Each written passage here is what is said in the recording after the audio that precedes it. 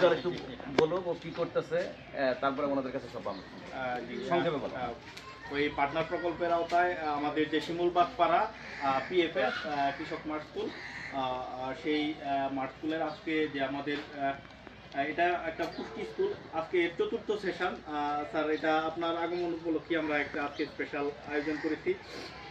তো আজকের এই কৃষক মাঠ স্কুলের যে এখানে উপস্থিত আছেন প্রধান অতিথি হিসাবে অত্র গণপ্রজাতন্ত্রী বাংলাদেশ সরকারের টিআরডি এর যুগ্ম সচিব জনাব মিস হাবিবুন নাহার স্যার, আরও উপস্থিত আছেন অত্র প্রকল্পের এডিপি এবং অত্র কিশোরগঞ্জ জেলার খামারবাড়ির অতিরিক্ত উপপরিচালক পিপি, এবং যাদের জন্য আয়োজন আমার যে প্রাণপ্রিয় কৃষাণী মায়েরা বোনের, আসসালামু আলাইকুম।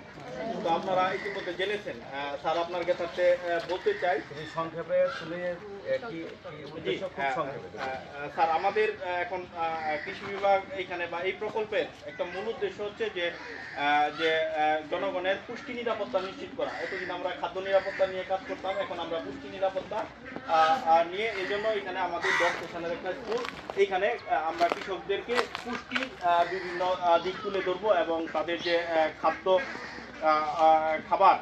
খাবারগুলিতে কী কী পুষ্টি এবং কী কী পুষ্টির অভাবে কী কী তারা সমস্যার সম্মুখীন হয়, এবং এখানে আমাদের একটা ট্রায়াল প্লট হবে।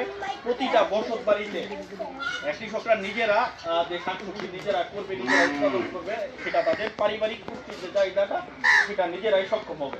এটা আমরা একটা প্রদর্শনী ট্রায়াল দেব এবং তাদেরকে হাতে কলমে শেখানো হবে। এটাই হচ্ছে তার মূল উদ্দেশ্য। আচ্ছা, এখন আমার মনে হয় বসে দেখি একটু মনে হয় স্যার বলতেছিল আসলে তারাই বলে মনে হয় সবার সাথে কানেক্ট করতে পারছি না। আচ্ছা, আমি একটু বলি যে সেটা হলো যে আমাদের মাঝে আপনার শুনছেন যে আমাদের মাঝে সম্মানিত জয়েন্ট সেক্রেটারি ইআরডি, উনি কিন্তু ঢাকায় বসেন। আর এই যে প্রকল্পটা আছে আপনারা জানেন, পার্টনারটা জানা ছিল না, কিন্তু এই সেশনে এসে এই পুষ্টির স্কুলের সাথে সংযুক্ত হয়ে আপনি এই নতুন এই জিনিসটা শিখছেন। বেশি কথা বলা দরকার নাই, অ্যাড্রেসও দরকার নাই, শুধু যে আমি আগে এই জিনিসটা জানি নাই, কিন্তু এই 4টা ক্লাস, আরও তো 6টা ক্লাস আছে, এই 4টা ক্লাসের মধ্যে স্যার আমি এই জিনিসটা নতুন শিখছি, এইটুকু বললেই হবে। আমার মনে হয় স্বতঃস্ফূর্ত হবে যে কেউ, আমি কাউকে বলছি না, একজন বলেন, পরবর্তীতে আবার আর একজন বলবেন।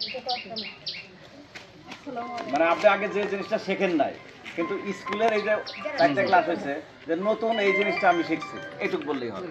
তাহলে আমরা বুঝবো যে স্কুলের ইমপ্যাক্ট ঠিক আছে। আয়রন জাতীয় খাবার। আচ্ছা, এটা আগে জানছেন? আচ্ছা, আর আছে না আয়রন জাতীয়? আর কি আছে?